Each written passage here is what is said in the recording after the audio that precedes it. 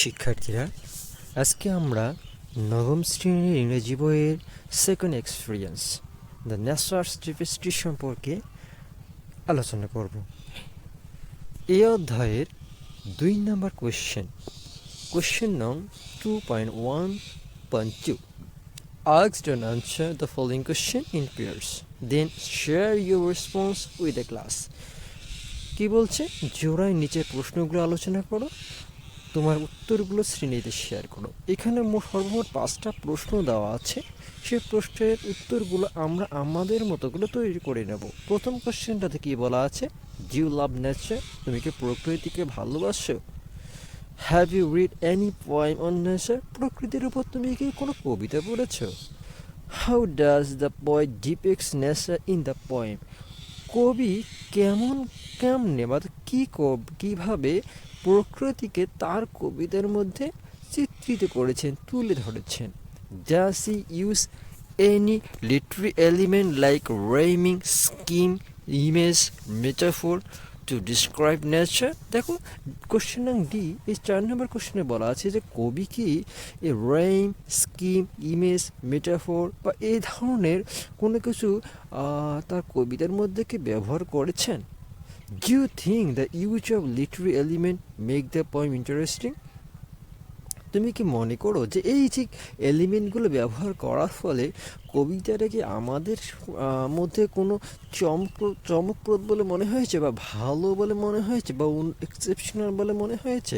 ঠিক এই কবিতা ওপরে এই অ্যান্সারগুলো আমরা আমাদের নিজেদের মতো করে তৈরি করে নেব।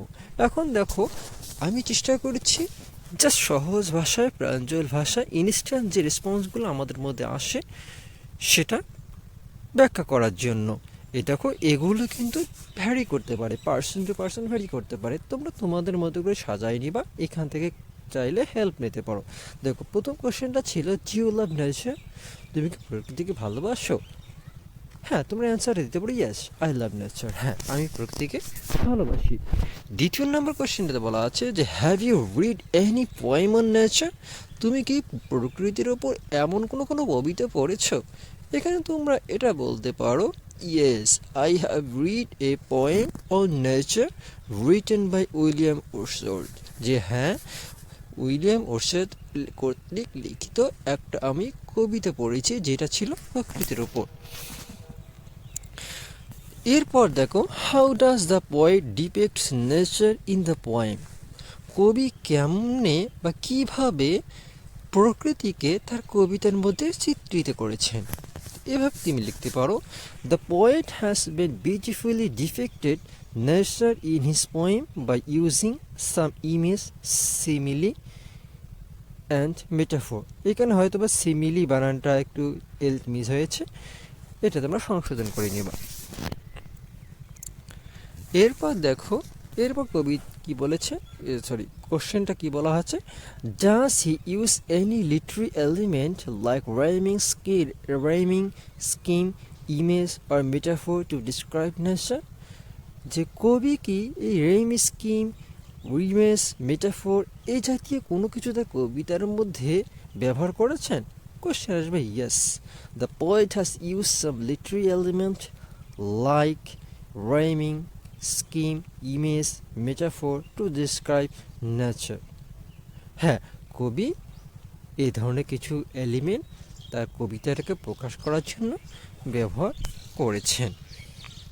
ঠিক 3 নম্বর পরের কোশ্চেনে আমরা চলে আসি। পরের কোশ্চেনে কি আছে? Do you think the use of literary element makes the poem interesting, তুমি কি মনে করো যে এই ধরনের লিটারি এলিমেন্টের ব্যবহার কবিতাটাকে খুব ইন্টারেস্টিং করেছে, মজাদার করেছে? Yes the poet has use some literary element to make the poem interesting, কবি এ ধরনের কোনো কিছু ব্যবহার করেছে তার কবিতাটাকে আরও সুন্দর করার জন্য।